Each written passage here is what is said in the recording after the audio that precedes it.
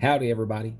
Hey, this is Brian Tackett again, coming to you with your checkup from the neck up. We got to change our thinking. So, for this week's checkup, I wanted to talk about love. One of my favorite authors, which I've mentioned before, Og Mandino, says, "Greet each day with love." So, in order to get that attitude check right out of the gate, as soon as you wake up, think of love. And if you're struggling with that, let me give you a few ideas and hopefully tips or suggestions that would help you get your mind right first thing in the morning and get the love potion flowing through you so that you can love others genuinely. Because if you don't do it genuinely, people pick up on it pretty quick.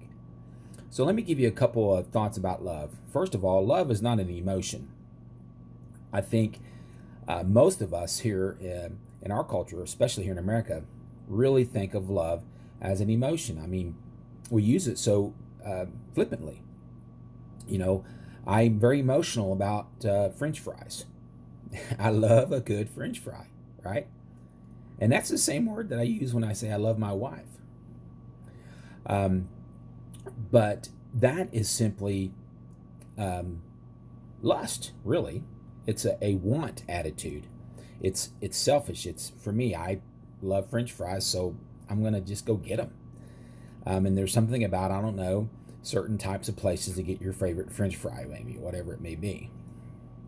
But really, love is volitional.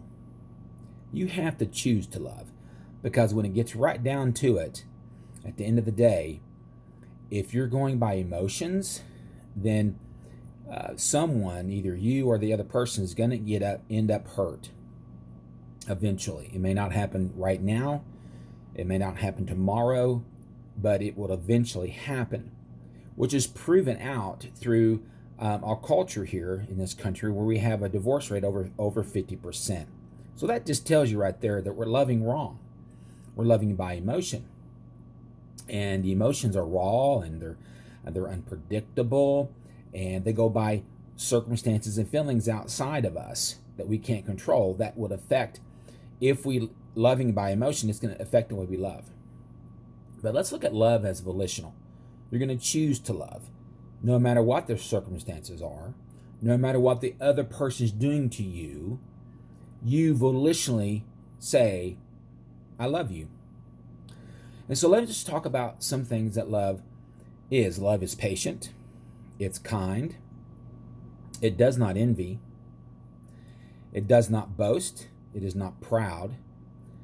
It is not rude.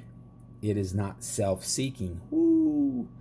It is not easily angered. See, that was a tough one for me.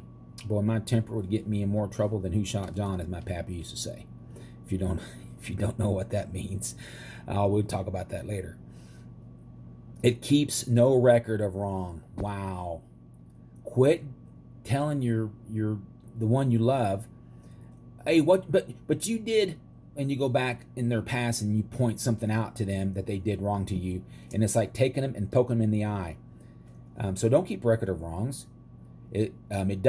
Love does not delight in evil, and so the world is full of evil, and we got to be careful in how we look at that, because love does not delight in it, but it rejoices with truth.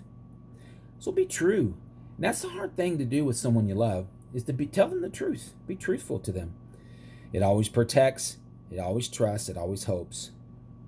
Love will persevere. Love never fails. So there's some things to think about when it comes to love.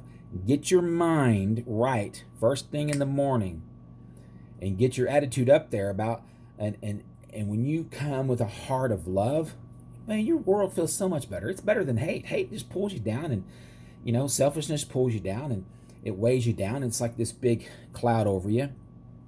But if we really truly wake up in the first thing in the morning and get on the attitude and a mind of love and a heart of love, boy, your whole day will be much better. Okay? So make it a great day on purpose. And remember, I love you.